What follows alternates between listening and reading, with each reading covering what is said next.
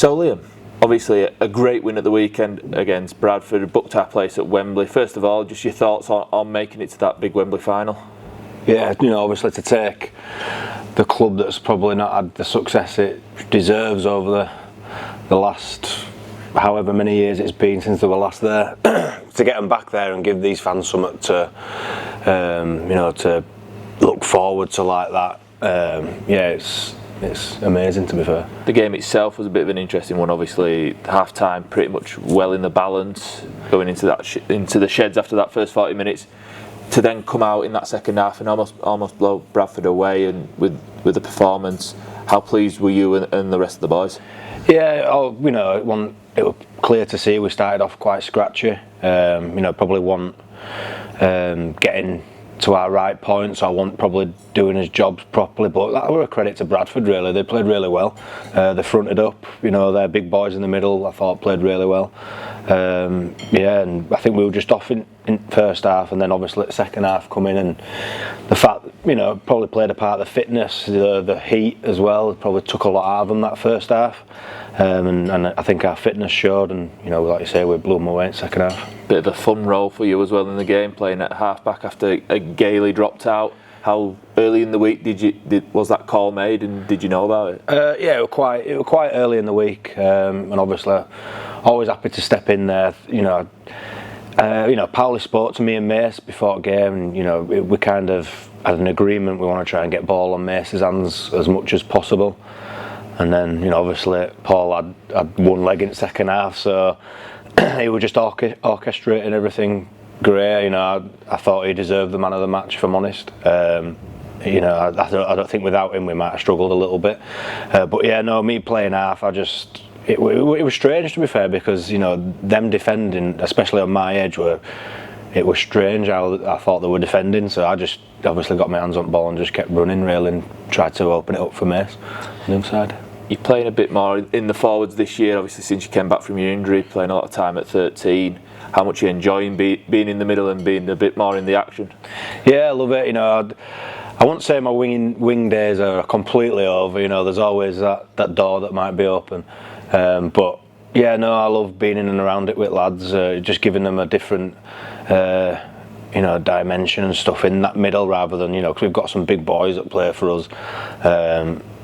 Just trying to add a little bit more speed, a bit more hands-on sort of stuff. But obviously, wherever Powell needs me to play, I'll go. Yeah, we mentioned the Bradford. Obviously, Bradford was your 250th career game as well. Yeah. Reaching a milestone like that, did you ever believe when you first started your career way back when you'd be making your 250th career appearance in Rugby League? No, probably not. Well, yeah and no. You got to believe in yourself. But obviously I came through at Wakey, and to make that milestone at Wakey, was a bit of a self-achievement for me, and hopefully I can get to that 300 mark at Wakey as well. It were great to make my 250. I was really pleased with it. Looking ahead to this week, then it's Swinton Lions back down here at the DIY Kitchen Stadium. What are you expecting from Swinton? Yeah, we've had a quick look at them this morning. They like to throw the ball around. This is probably the game off back of a really good win that we need to be at our very, very best. We don't know what the team's going to be yet, so that's up to Powley. But we've got to be on our A game, respect the game, and high completions, and just do our thing, really. And I think if we do that, we'll be all right. A lot of fans might be looking at the next 3 weeks leading into that Wembley final. Obviously, Swinton this week, Whitehaven away next week, and Dewsbury back at home the week after. And might be looking at those and thinking the teams maybe lower down the league, but you've got to give these teams a lot of respect still going into these games. Yeah, look, I've played in this division before. I know how tough it is, and your Whitehavens away, for example, can be a dogfight. So you've got to be on every week. There's no week off in this league, I don't think, because it's the ones that you probably think, we might do all right against these lower teams. They're the ones that'll bite you on backside. So we'll be on, and I'm sure against not looking past Swinton, but for Whitehaven and Dewsbury leading into Wembley, we'll be firing. Yeah.